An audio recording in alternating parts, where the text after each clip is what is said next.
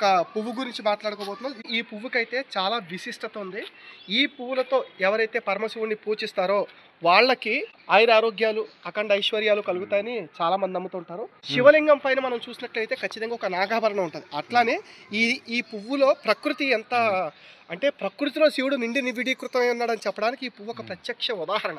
ఇందులో మనం చూసుకున్నట్లయితే ఈ నాగాభరణం పడిగే ఆభరణంలో ఉండేది ఇది నాగుపాము. అయితే ఈ లోపల కొంచెం కెమెరా మీరు జూమ్ చేసి చూసినట్లయితే తెలుస్తుంది. అండ్ మీకు ఎక్కడైనా దగ్గరలో ఈ నాగమల్లి చెట్టు ఉంటే మీరు ఒకసారి ట్రై చేయొచ్చు. చూడండి సార్, లోపల ఒక చిన్న శివలింగాకారం. ఈ ప్రకృతి మొత్తం శివమయం అనడానికి ఇదే ప్రత్యక్షమైన ఉదాహరణ. లోపల ఆ శివలింగానికి ఆ శివమూర్తికి ఈ పైన నాగేంద్రుడు కాపలా కాస్తున్నాడు. ఆయన చుట్టూ ప్రమదగణాలు పూజ చేస్తున్నాయి. సో ఈ నాగమల్లి పువ్వు యొక్క విశిష్టత ఇది ప్రత్యక్షంగా శివతత్వాన్ని శివుణ్ణి సూచిస్తూ ఉంటుంది. మరి ఇలాంటి అరుదైన పుష్పాలని మీరు కనుక దొరికితే, అంటే ఉన్నాయి కదా ఎక్కడ పడితే అక్కడ చెట్లు పాడు చేసి ప్రకృతిని ఇది చేసే పనులు అయితే చేయొద్దు.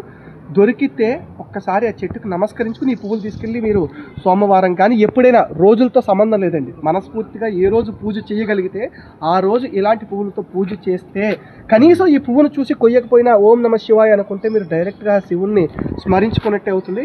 ఒక్కసారి చూడండి, ఓం నమ శివాయ. ఇది ప్రకృతిలో శివతత్వం నిండి నివీకృతమైనటువంటి పువ్వు. ఇది ఈరోజు నాగమల్లి పువ్వు గురించి. ఒకవేళ మీరు ఈ పువ్వుని ఎక్కడైనా చూస్తుంటే కనుక మీకు ఉన్న అనుభవాల్ని లేకపోతే మీకు తెలిసిన విషయాన్ని కామెంట్ సెక్షన్లో మెన్షన్ చేయడం మర్చిపోద్దు. నమ శివాయ.